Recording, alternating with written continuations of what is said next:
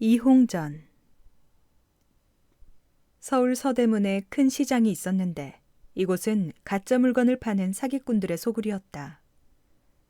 가짜의 종류로 말하면 백통을 가리켜 은이라 하고, 염소뿔을 가지고 대모라 우기고, 개가죽을 초피라고 꾸미는 따위이다.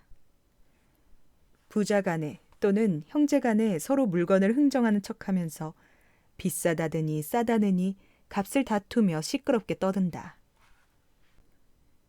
그러면 시골 사람이 이것을 흘끗 넘겨다보고는 그것이 진짜인가 싶어 부르는 대로 값을 주고 산다. 이렇게 되면 판놈들은 꾀가 들어맞아 한꺼번에 10배, 100배의 이익을 보는 것이다. 또 그 속에는 소매치기도 끼어 있어서 남의 자루나 주머니 속에 뭔가 들어있는 것 같으면 날카로운 칼로 째어 빼내간다. 주인이 뒤늦게 소매치기 당한 줄 알고 쫓아가면 요리조리 다름질 쳐서 식혜나 간장 파는 골목으로 달아난다. 거의 따라잡았다 싶으면 난데없이 광주리를 짊어진 놈이 불쑥 튀어나와서 "광주리 사려?" 하고 외치며 길을 막아선다. 그 사이에 소매치기는 저 멀리 달아나 버린다.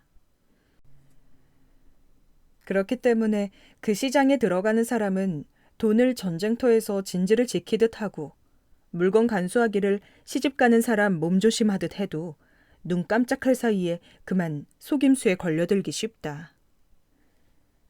우리나라 사람들이 예로부터 순진하고 소박하다는 말을 들었지만 요즘은 남을 잘 속이기로 이름난 사람도 많다. 이것은 원래는 순진하고 소박하던 사람들이 날마다 어지러워지는 풍속에 점차 간사하게 변했기 때문일까? 아니면 까마득한 옛날 순박한 사람들이 주로 살던 때에도 이런 간사한 무리가 끼어 있었던 것일까? 이홍은 서울 사람이다. 보기 좋은 풍채에 말재주가 있어서 처음 보는 사람은 그가 천하의 사기꾼이라는 것을 전혀 알 수가 없다. 재물을 가볍게 알고 사치스러운 의복에 고급스러운 음식을 좋아해서 겉보기에는 그럴듯하지만 실은 아주 가난하였다. 이홍은 일찍이 큰 부잣집으로 다니며 수리에 대하여 꽤나 아는 척을 하였다. 그래서 어느 부자에게 수만 양을 얻어내어 청천강에서 큰 수리공사를 벌였다. 그곳에서 이홍은 날마다 소를 잡고 술을 빚어 멀고 가까운 곳에 이름 있는 기생들을 불러 술판을 벌이고 놀았다. 그때 이홍이 불러서 오지 않은 기생이 없었다. 그런데 딱 한 사람, 안주의 기생 하나가 오지 않았다. 그 기생은 얼굴이 꽃처럼 예쁜 것은 물론 춤 잘 추고 노래 잘하기로 유명하였는데 평안감사의 사랑을 독차지하고 있었다. 그래서 한껏 콧대가 높아져 임금의 특명을 받은 사신이 그 고을을 지나가도 낯짝 한번 보여주지 않았다. 그러니 공사 감독이나 하는 이용 따위가 부른다고 올 리가 없었다. 어느 날 배알이 잔뜩 꼴린 이홍이 친구들과 내기를 걸었다. 자기가 직접 안주로 가서 열흘 안에 그 기생과 가까이 하고 돌아오겠다는 것이었다. 친구들은 이구동성으로 재미있겠다고 맞장구를 쳤다. 마침내 이홍은 말에 짐을 싣고 어깨에 비단쾌저를 걸치고 하인도 없이 달랑 갓쓴 종자 하나만 데리고 길을 떠났다. 이홍이 말채찍을 울리며 안주 성내로 들어서자 보는 사람마다 그를 개성의 큰 상인일 것이라고 생각하였다. 이홍은 곧바로 그 기생의 아비가 사는 집으로 찾아갔다. 기생의 아비는 궁교를 하다가 늙어서 주막을 낸 사람이었다. "내가 가지고 온 것은 값진 물건이라네. 주막에 다른 손님은 받지 말아주게. 내가 여기서 사람을 기다려야 하는데 그 사람이 늦게 올지 빨리 올지 몰라. 얼마나 묵을지는 모르겠네. 하지만 얼마가 되든지 떠나는 날 값을 모두 지불하겠네. 그리고 내가 원래 입이 좀 까다로우니 아침 저녁 음식을 깔끔하게 차려내주게. 값은 비싸도 상관없네.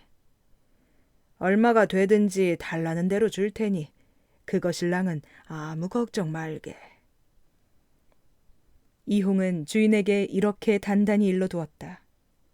기생의 아비가 보니 큰 장사꾼임에 틀림없고 싣고 온 짐이 가볍지 않고 묵직한 것이 아마도 돈이겠지 싶었다. 아이고, 좋은 손님이 들었구나. 기생의 아비는 이렇게 생각하고 방을 말끔히 치우고 손님을 맞아들였다. 이홍은 방에 들어서자마자 사방을 둘러보더니 잔뜩 얼굴을 찌푸렸다. 그리고 곧 종자를 불렀다. 여보게, 얼른 장지나 좀 사오게. 하루를 묵더라도 사람이 어디 이런 데 누울 수 있겠나. 이홍은 곧 방안 도배를 말끔히 끝내더니 말잔등에 싣고 온 짐을 머리맡에 옮겨놓고 양털 요를 깔고 비단 이불을 폈다. 그리고 행장 속에서 두툼한 장부 한 권, 주판, 조그만 벼루를 꺼냈다. 이홍은 날마다 문을 닫아 걸고 종자와 함께 쉴 새 없이 회개에 바쁜 척하였다. 기생의 아비가 문틈으로 가만히 귀 기울여 들으니 모두 비단과 향료, 약품을 셈하는 것이었다. 기생의 아비는 아내와 의논을 하였다. 저 손님은 엄청나게 큰 장사꾼이야. 우리 아이를 보면 틀림없이 반하겠지. 그렇게 되면 소득도 적지 않을 거야. 저렇게 큰 장사꾼인데 감사한테서 떨어지는 돈에 비하겠어. 기생의 아비는 곧 몰래 딸을 가명해서 불러냈다. 기생은 집에 이르자 이홍의 문 밖에 엎드려서 절하며 아뢰었다. 귀하신 손님이 이런 누추한 곳에 오래 머무르시니 젊은 주인이 감히 인사여쭈옵니다. 그러나 이홍은 기생이 전혀 눈에 들어오지 않는 척하였다. 이러지 말게. 하필 젊은 여주인이 그럴 것 있나. 그리고 몹시 바쁜 듯이 계속 주판화를 굴렸다. 기생의 아비는 이홍의 이런 태도를 보고 혀를 내둘렀다. 정말 대단한 장사꾼인 모양이로구나. 안목이 워낙 높고 돈을 소중하게 여기는 까닭이렸다. 기생의 아비는 저녁에 조용한 틈을 타서 이홍에게 넌지시 말하였다. 제 딸년이 부족한 데가 많은지요. 손님께서 워낙 냉담하게 대하시니 딸년 마음이 영 좋지 않은 모양입니다. 이홍은 그럴수록 거듭 사양하면서 기생에게 별로 뜻이 없는 듯이 하였다. 그러다가 결국 마지못해 응해주는 척하였다.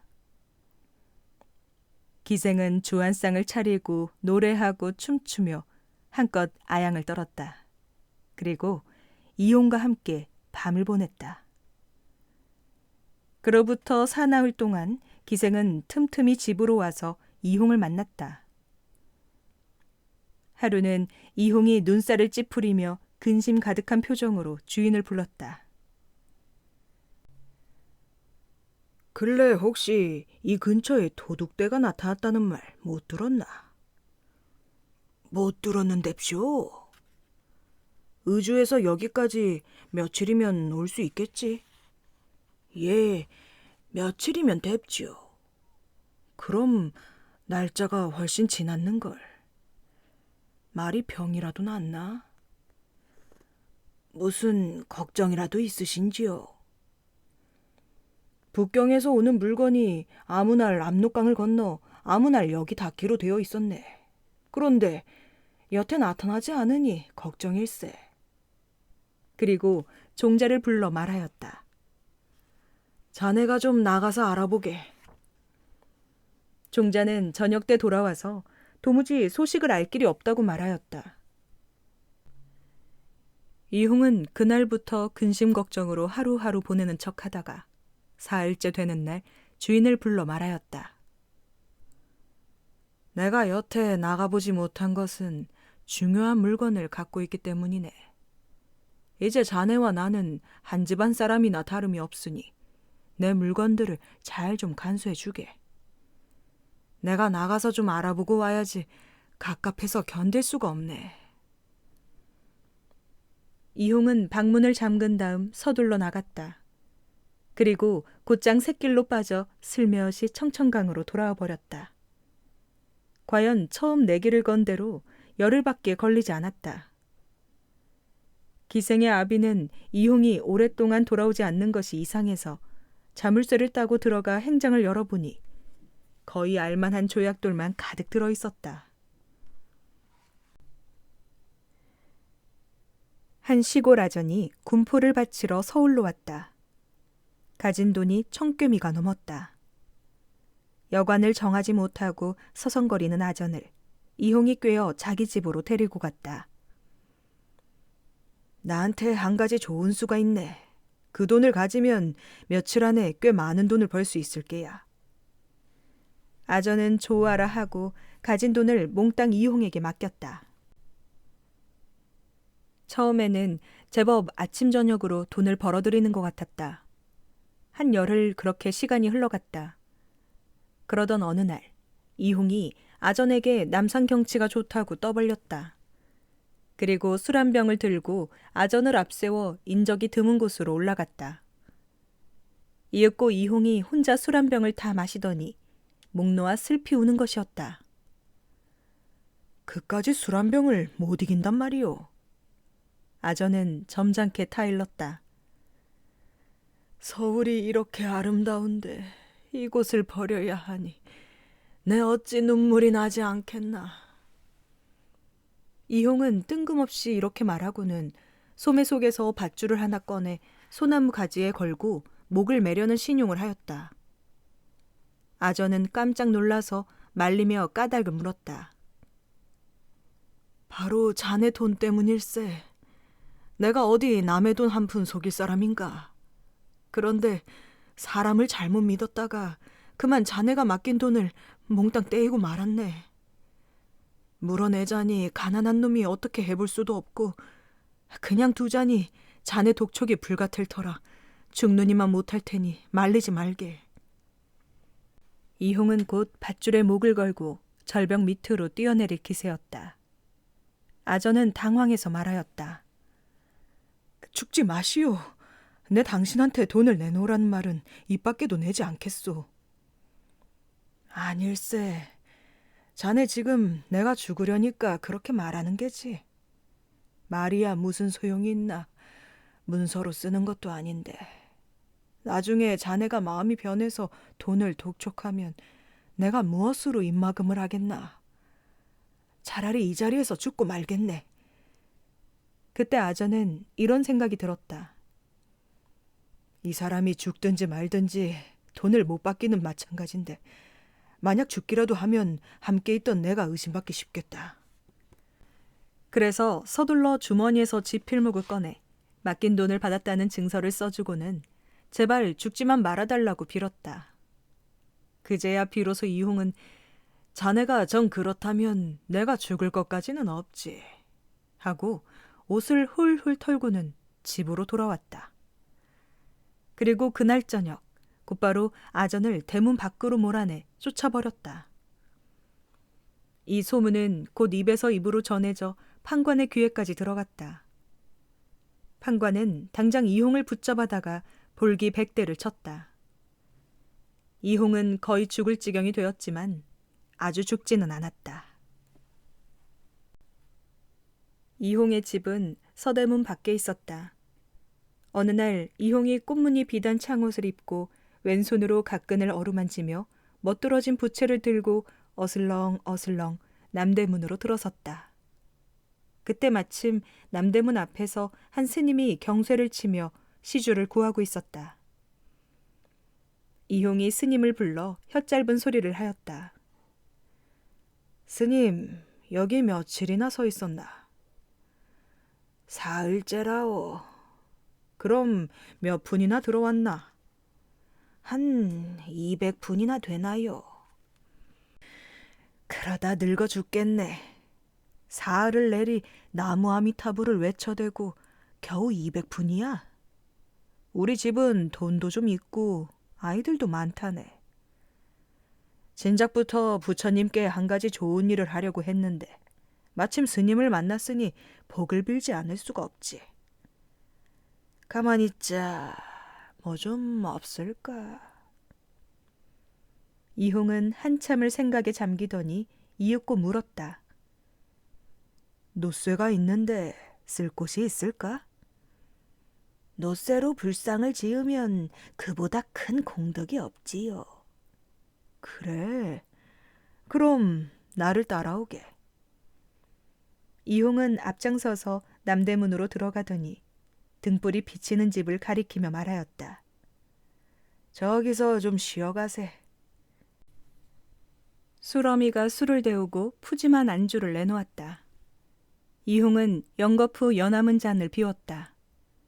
그러고는 비단 주머니를 어루만지더니 허허 웃었다. 오늘 집을 나오면서 술값을 잊고 왔네. 스님, 우선 자네 바랑 속에 있는 것 좀 빌리세. 내 곧 가서 갚음세. 스님은 선선히 술값을 치렀다. 이용은 조금 가다가 스님을 돌아보며 소리쳤다. 스님, 따라오는가? 예, 따라가고 말급쇼. 노쇠가 좀 오래 묵었어. 그래서 사람들이 막을지도 몰라. 잘 가져가야 할 것세. 주시는 것은 시주님께 달렸고 가져가는 것은 제게 달렸었죠. 그것도 못할까요, 원? 그럼 그래야지. 이용은 다시 또 술집으로 들어가서 스님의 돈으로 술을 마셨다. 서너 차례 술집을 들락거리는 동안 스님은 가진 돈을 모두 털리고 말았다. 조금 가다가 이홍은 또 스님을 돌아보았다. 스님, 사람이 세상을 살자면 무슨 일에나 눈치가 있어야 하는 법일세. 그럼요. 소승은 그렇게 한평생을 보낸 사람이 있죠. 남은 거라곤 눈치밖에 없습죠. 그렇구먼. 이홍은 다시 몇 걸음을 옮기다가 머리를 돌려 말하였다. 노쇠가 원체 커. 자네가 무슨 힘으로 가져가지? 크면 클수록 좋지요. 주시기만 하면 만근이라도 어렵겠습니까? 그렇구먼.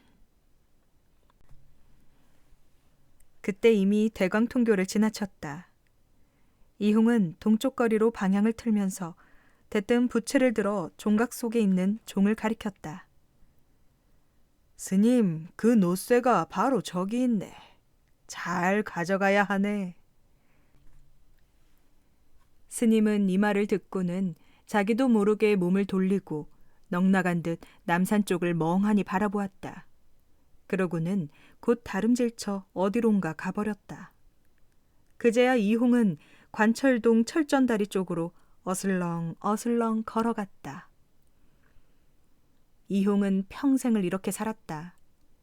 지금까지 이야기한 것은 유명한 것만 몇 가지 들어본 것이었다.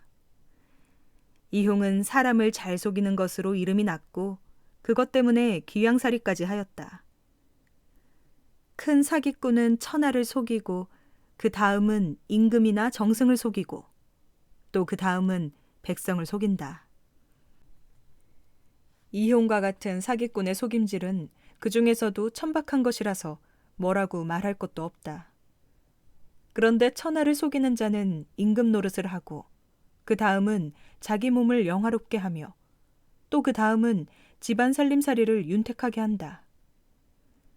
이홍 같은 사기꾼은 그 속임질로 죄를 받았으니 결국 남을 속인 것이 아니라 저 자신이나 속이고 만 것이다. 이 어찌 슬프지 않으랴.